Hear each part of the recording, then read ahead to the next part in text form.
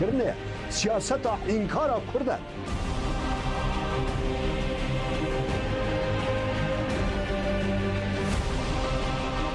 بس بانگ مجبوران اوه بس یعنی به وجدانی و به مرحمتی و به حقوقی نکن اف تفگر آزادی کرد مفدار حقیقت که اون چی که هاتن سر و نکابود تو نبکره تصفیه بکره دوی حقیقته اون قبول بکن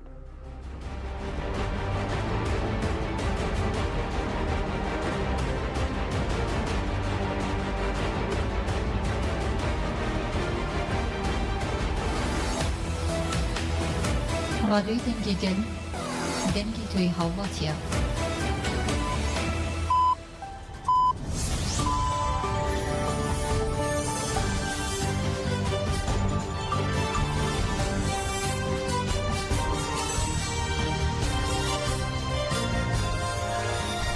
بیسەرانی هێزە لە ناوەندی هەواڵەکانی رادیۆ دەنگی گەل ئەم کاتتان باش بە یارمەتی هاوکارانم گەشتی هەواڵەکانی ئەمڕۆتان پێشکەش دەکەین.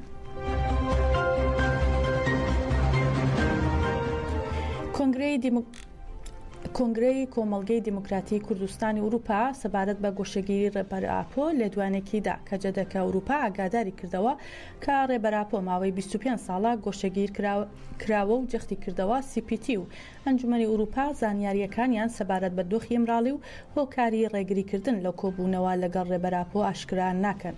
هەروەها سیستەمی گۆشەگیری 25 ساڵە بەردەوامە لە ماوەی 4 ساڵی ڕابردوودا هیچ زانیاریەک لە ڕێبەرئاپۆ وەرنەگیراوە. کۆبوونەوە لەگەڵ بنەماڵە و پارێزەران قەدەغە کراوە. لە ئیمراڵی بەرخۆدانێکی مەزن ئەنجام دەدرێت. ئەم بەرخۆدانە دژی هێزە پلانگێڕەکانە و هەم دژی سیستەمی جنوسایدی دەوڵەتی تورکیایە. گەلی کورد ڕژیم و سیستەمی ئەشکەنجەی ئیمراڵی بەڕەوا نازانێت و قبوڵی ناکات. کە جەدەکە ئەوروپا جەخت دەکاتەوە تێکۆشانمان بە ئیرادەیەکی بەرزەوە بۆ لابردنی دەمامک لە ڕوخساری دەوڵەتی مرۆڤکوژی تورک بەردەوامی پێدەدەین و دەبێت CPT و ئەنجومەنی ئەوروپا فشار بخەنە سەر دامەزراوە پەیوەندیدارەکان و بۆ ئەوەی هەڵویستی خۆیان لە دژی گۆشەگیری نیشان بدەن خەباتی ئێمە بەردەوامە. هەر لەبەر ئەم هۆکارەش گەلی کورد لە ئەوروپا، ئینگلتەرا، کەنەدا و ئوسترالیا لە ڕۆژانی 5 و 6 و 7 ئاب لەگەڵ هاوڕێکانیاندا دەست بە دانیشتن دەکەن. بانگەوازی گەلەکەمان هاوڕەکانمان ژنان، گەنجان، گەورەکان، منداڵان دەکەین کە لە چالاکیەکاندا بەشداری بکەن.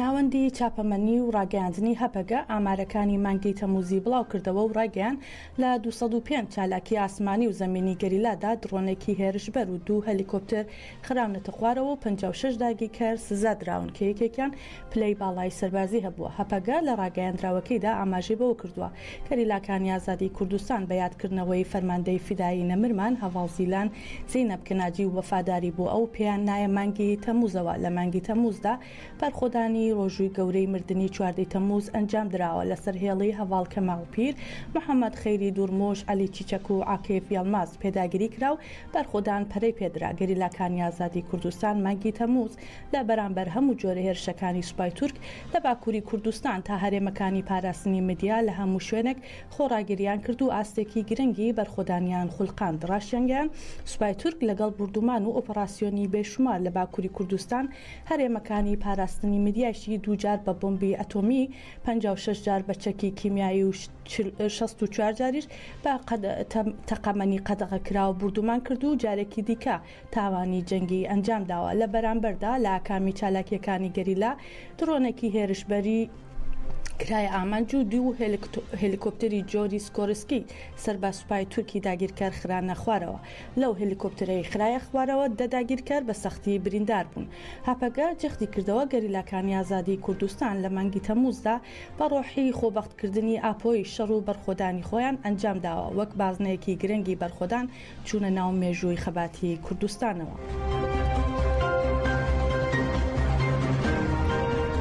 هەروەها ناوەندی ڕاگەیاندن و چاپەمەنی هێزەکانی پاراستنی گەل هەپەگە لە ڕاگەیاندراوێکدا ناسنامەی شەهیدێکی ڕێگای ئازادی و گەریلای ژاستاری ڕاگەیاند. لە ڕاگەیاندراوەکەدا هاتووە هاوڕێمان چیچەکسیا ئامەد بە هەڵوێستی ژنی ئازاد و وێری خۆی لە شەڕدا وەک جەنگاوەرێکی نمونەیی یەژاستار بەشداری لە تێکۆشانی مێژووییمان کرد. دەشڵێن هاوڕێمان چیچە کە بەشداری ناوڕیزەکانی گەریلای ئازادی بوو بۆ ژیانی ئازادی گەلەکەمان تێکۆشا بە بەشداریە فیداکاریەکەی لە ئافراندنی سەرکەوتنەکانی ڕەنجی بەرچاوی گێڕا لە هەرێمی مەتینا بەشداری لە زۆر کاردا کرد لەسەر هێڵی پەکەکە و پاژک سازشی لە دژی هێرشەکانی دوژمن نەکرد و بە باوەڕیەکی زۆر و مڕاڵێکی بەرزەوە ئەرک و بەرپرسیارەتەکانی خۆی جێبەجێ کرد لە هەموو سەردەمێکدا بە دڵسۆزی خۆی بۆ شەهیدان خەباتی دەکرد. باس لەوەش کراوە لە سەرەتادا سەرخۆشی خانەوادەی هێژای شەهید کە جەنگاوەرێکی وەک هاوڕێ چیچەکمان بەشداری لە ناو تێکۆشانی ئازادیدا کردووە سەرخۆشی لە گەلی کوردستانی وڵات پارێزمان دەکەین. جارێکی دیکە بڵێند و پات دەکەینەوە کە ئاڵای تێکۆشانی شەهیدانمان تاجدار دەکەین.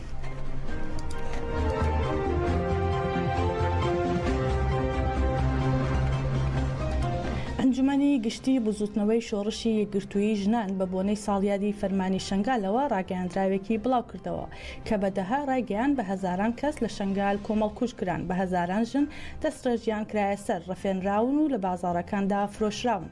هیچ وڵاتێکی دەسەڵاتداری پیاوسالار دەنگی نەکرد وەک ئەمڕۆ لە فەلەستین تەنها بە شەرمەزارکردن هەڵویستیان نیشاندا سەرەتا ژنان لە بەشە جیاجیەکانی جیهان و گەلانی بندەست لە دژی ئەم کۆمەڵکوژیە وەستانەوە.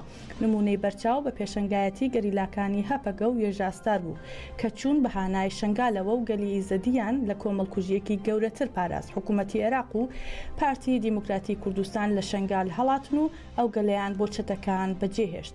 ئەم هێرشە کۆمەڵکوژیەی شنگال بە بەرخۆدان بڵام درایەوە و ئیدارەی خۆبەڕێوەبەری شنگال لە قاکی ئازاددا دامەزرا یەبەشە و یەژەشە وەک هێزی پاراستنی گەل و ژنانی ئیزەدی دامەزران کە بەدەها ڕایگەیان کە دەوڵەتی تورک بە پشتیوانی پەدەکە هێرش دەکاتە سەر هەرێمەکانی پاراستنی مدیا و ئاماژی بەوەدا کە ئەو هێرشانە تەنیا دژی گەریلا نییە بەڵکو دژی گەلی کورد عەرەب و مەسیحیەکانیشە.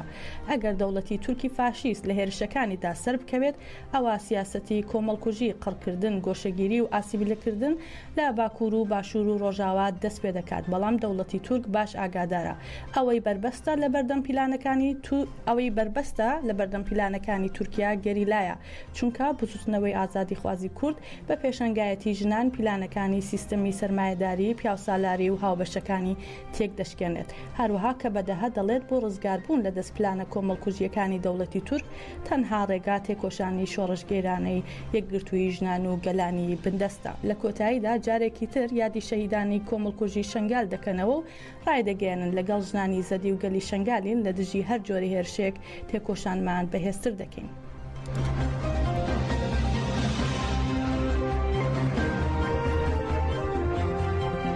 چالاکی ئازادی ڕێبەراپۆ لە مەخمور لەگەڵ گروپێکی نوێ بەردەوامە ماوەی 380 ڕۆژە لە کەمپی شەهید ڕۆستەم جوودی مەخمور بۆ ئازادی ڕێبەراپۆ و وریایی بەڕێوە دەچێت. گروپی 75ەم بە مەراسمێک چالاکیەکەی لە ئەستۆگرت. چالاکیەکە لە دەستگای کەسوکاری شەهیدان بەڕێوە چوو. جێی ئاماژەیە عەزیمە ئاڤیانی بە ناوی گروپی 74ەمەوە چەختی لە گرنگی ئازادی ڕێبەراپۆ کردەوە. ئیمرالی تاجری تێدایە. بجام هیوید که همی گله من رو بسر پیا اینو روز گشبه روز گام ربرتی خودی در بکوی آزادی ربرتی بخونزین ام دوری ربرتی ببی چنبر یا آگر بیشی سالو آبو سالو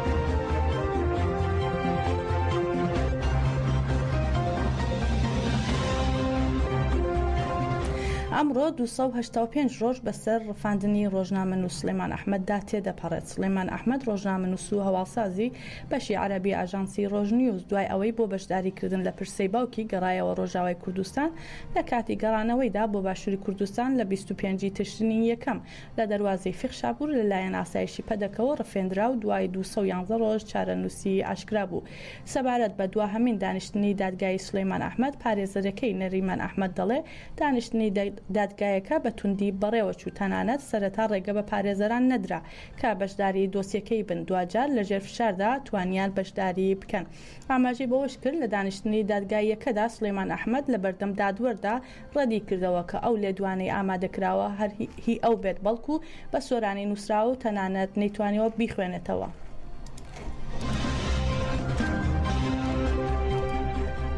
بەڕێوەبەرایەتی پۆلیسی دارستان و ژینگەی پارێزگای سلێمانی لە ڕاگەیاندراوێکدا بڵاوی کردەوە بە هۆکارێکی نادیار ئاگرێکی فراوان لە گوندەکانی کانی سووری سەر بە شارەدەی پیرەمەگرون کەوتوەتەوە و بەهۆیەوە 52 لە پوش و پاوان سوتاون. دەڵێن بەهۆی تەزووی کارەبا و ئاگرێکی فراوان لە بازیان کەوتوەتەوە بەهۆیەوە 102 لە پوش و پاوان و داری سروشتی سوتاون. باس لەوەش کراوە بە هاوکاری دانیشتوانی ناوچەکە و تیمەکانی ئاگرکوژیەنەوە توانراوە ئاگرەکان کۆنتڕۆڵ بکرێن.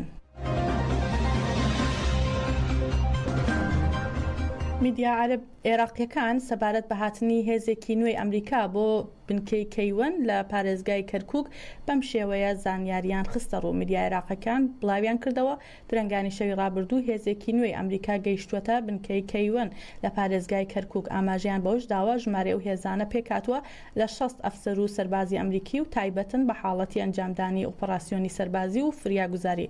لە کۆتایی داهاتوە ژوورێکی ئۆپەراسیۆنی سەربازی هاوبەش لە نێوان ئەو هێزە و دەستگای دژە تۆرۆری عێراق و دەستگای دژە تۆرۆری هەرێم پێک دەهێنرێت. ئاماژە بەوەش کراوە 9 ئەفسەری ئەو ژوورە هاوبەشە کوردن.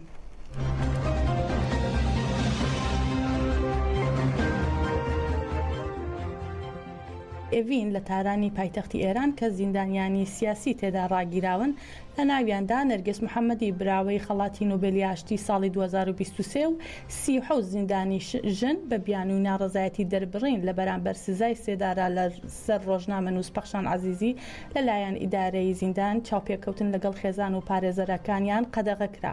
ئەمەش لە کاتێکدایە شەوی 26 تەمموز 30 زیندانی سیاسی ژن بە درێژایی شەو لە حوشەی زیندانی ئێڤین دانیشتنێکیان ئەنجامدا و ناڕزایەتیان دەربڕی بەرامبەر بە سزای لە سێدارەدان بەسەر پەخشان عەزیزیدا.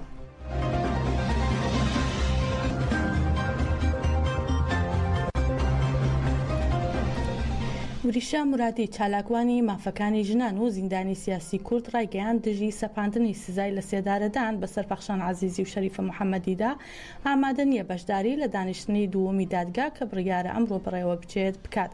چالاکی مافی ژنان و ئەندامی کۆمەڵی ژنانی ئازادی ڕۆژهەڵاتی کوردستان کەژار و زیندانی سیاسی لە زیندانی ئێڤین وریشە مرادی بەرگرینامەیەکی بڵاو کردەوە و ڕایگەیان دژی سەپاندنی سزای لە سێدارەدان بەسەر چالاکوانان پەخشان عەزیزی و شەریفە موحەممەدی ئامادە نییە بەشداری بکات لە دانیشتنی دووەمی دادگایکردنیدا کە بڕیارە ئەمڕۆ لە لقی 15 دادگای ئینقلابی ئیسلامی تاران بەڕێوە بچێت. وریشە لە بەرگرینامەکەیدا ئاماژەی بەوە کردووە لە کاتی دەست بەسەرکردنیدا گوشارێکی زۆری لەسەر بووە، لەوانە ئەشکەنجەدانی سپی، سناریۆی دژبەیەک و فریودەر، هەڕەشەی تێرۆرکردن و دانپێدانانی زۆرە ملی و زۆر شتی دیکە.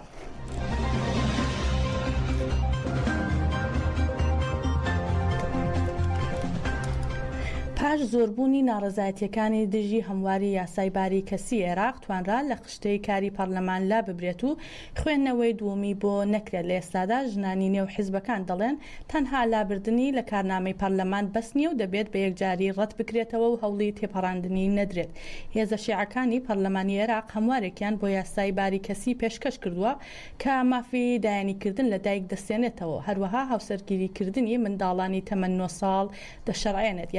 یاسان و چالاکوانانیش جەخت دەکەنەوە کە ئەو یاسایە پێشلی مافی ژن و منداڵانە و کۆمەلگەش بەرەو لێکترازان و زیادبوونی توندتیژی دەبات. لەم بارەیەوە ژنان هەڵویستی خۆیان دەردەبڕن. ئێمە نازانین هەموو ئەم یعنی دژایەتی کردنەی ژنان لەم ناوچەی ئێمە بۆچی ئەکرێت. یعنی دایکێک ئەم مناڵی لە ناو جەستەی خۆیان هەڵگرتووە، دواتر ئەم مناڵە پەروەردە ئەکرا. پێم وا بێت یعنی ئەمە دیسانەوە جارێکی تر پێشێلکارێکی گەورەیە کە مافی دایکایەتی لەو مناڵە ئەسەنرێتەوە کە ئەگەر بێت و دایکەکە سێ بەرپرسی ئەمریکی و ئیسرائیلی ڕایان گەیاندووە چاوەڕوان دەکرێت ڕۆژی دووشەممە ئێران هێرشی تۆڵەسەندنەوەی کوژرانی ئیسماعیل هەنیە بۆ سەر ئیسرائیل ئەنجام بدات. بە گوێرەی لێدوانی ئەو بەرپرسانە چاوەڕوان دەکرێت هێرشەکانی ئەمجاری ئێران بۆ سەر هەمان بنکە و پێگەکان بێت کە لە 13 نیسانی ڕابردوودا کرانە ئامانج ئەویش بنکەی ئاسمانی بەنی فاتیم و باشووری ئیسرائیل بوو بەڵام بە گوێرەی پێشبینی ئەو بەرپرسانە چاوەڕوان دەکرێت هێرشەکەی ئەم جارە فراوانتر بێت و چاوەڕوان دەکەن هاوکات حیزبوڵایش هێرش بکات. جێ ئاماژەیە ئێران لە 14 نیسانی ڕابردوودا بە فڕۆکەی بێفڕۆکەوان و موشک هێرشێکی بۆ سەر ئیسرائیل ئەنجامدا نزیکەی 5 کاتژمێری خایاند. ئەوەش یەکەم هێرشی ڕاستەوخۆی لەو جۆرە بوو کە تاران بۆ سەر تەلەڤیڤی دەست پێ کرد. هێرشەکەش نزیکەی 2 هەفتە دوای بردومانی کۆنسوڵخانەی ئێران هات لە دیمەشقی پایتەختی سووریا کە بووە هۆی گیان لە دەستدانی 16 سەرکردە و سەربازی سوپای پاسدارانی ئێران.